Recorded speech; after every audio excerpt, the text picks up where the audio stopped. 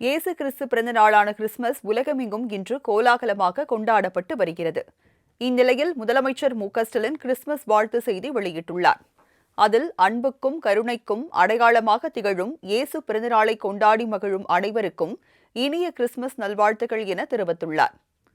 இன்னாசை தார்க்கும் இனியவே செய்யாக்கால் என பயத்ததை சால்பு என்ற குரலை சுட்டிக்காட்டியுள்ள முதல்வர், ஒரு கன்னத்தில் அறைந்தால் மறு கன்னத்தை காட்டுங்கள் என கூறியதோடு மட்டும் இன்றி அவ்வாறே வாழ்ந்து காட்டியவர் இயேசு பெருமான் என குறிப்பிட்டுள்ளார். திமுக அரசு என்றுமே சிறுபான்மையின மக்களின் உண்மை தோழனாகவும் உரிமை காவலனாகவும் இருக்கும் என முதலமைச்சர் உறுதியளித்திருக்கிறார்.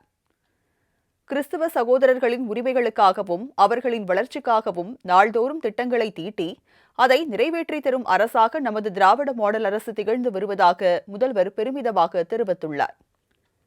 இயேசு கிறிஸ்து பிறந்த நாளான கிறிஸ்துமஸ் உலகமெங்கும் இன்று கோலாகலமாக கொண்டாடப்பட்டு வருகிறது.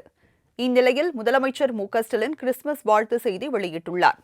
அதில் அன்புக்கும் கருணைக்கும் அடையாளமாக திகழும் இயேசு பிறந்தநாளை கொண்டாடி மகிழும் அனைவருக்கும் இனிய கிறிஸ்துமஸ் நல்வாழ்த்துக்கள் என தெரிவித்துள்ளார். இன்னாசை தார்க்கும் இனியவே செய்யாக்கால் என பயத்ததை சால்பு என்ற குரலை சுட்டிக்காட்டியுள்ள முதல்வர், ஒரு கன்னத்தில் அறைந்தால் மறு கன்னத்தை காட்டுங்கள் என கூறியதோடு மட்டும் இன்றி அவ்வாறே வாழ்ந்து காட்டியவர் இயேசு பெருமான் என குறிப்பிட்டுள்ளார். திமுக அரசு என்றுமே சிறுபான்மையின மக்களின் உண்மை தோழனாகவும் உரிமை காவலனாகவும் இருக்கும் என முதலமைச்சர் உறுதியளித்திருக்கிறார்.